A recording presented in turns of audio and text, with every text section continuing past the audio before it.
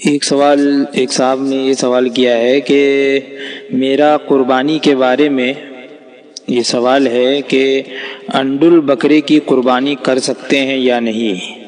اگر نہیں کر سکتے ہیں تو یہاں جو ہے ہم لوگوں میں بہت کم جانکاری ہے اس بارے میں، اور بہت سارے عوام میں اس بات کا علم نہیں ہے کہ اس کی قربانی نہیں کر سکتے ہیں، تو اس بارے میں رہنمائی فرمائیں۔ انڈ البقرے سے مراد جو بکرا خصی نہیں کیا گیا یہی ہے، تو قربانی تو اس کی ہو جائے گی اگر وہ اس قدر پیشاب نہ پیتا ہو کہ جس سے اس کے بدن سے بدبو آتی ہو۔ یعنی کچھ ایسے بکرے ہوتے ہیں کہ جو خصی نہیں کیے جاتے تو وہ پیشاب پیتے ہیں، اور اتنا پیشاب پیتے ہیں کہ ان کے بدن سے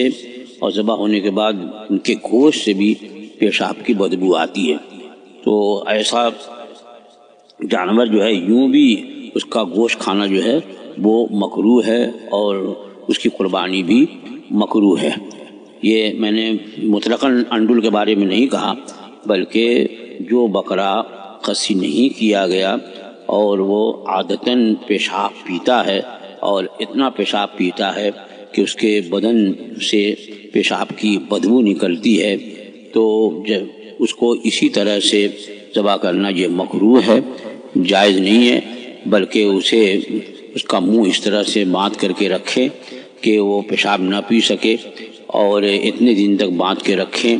کہ اس کے بدن سے وہ بو زائل ہو جائے، تو اب اس کے ذبح کرنے میں کوئی کراہت نہیں ہوگی۔ ویسے خصی جانور ذبح کرنا افضل ہے کہ اس کا گوشت بھی لذیذ ہوتا ہے اور جانور بھی وہ خوبصورت ہوتا ہے۔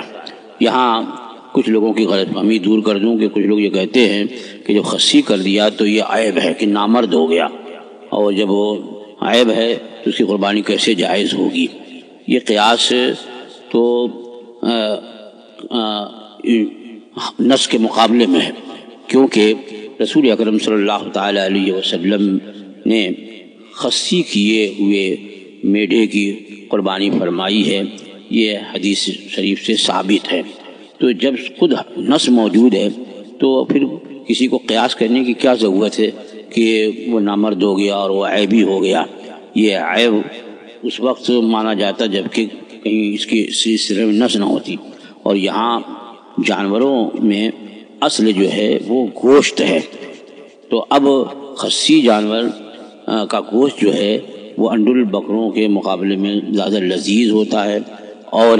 کسی طرح کی کوئی اس میں بو وغیرہ نہیں ہوتی، آدمی بہت رغبت سے اس کو کھاتا بھی ہے، تو اس لیے یہ عیب نہیں ہے بلکہ اس کا ایک وصف ہے۔ تو وہ خصی جانور کی قربانی کرنا یہ اس کے مقابلے میں بہتر اور افضل ہوگا۔ واللہ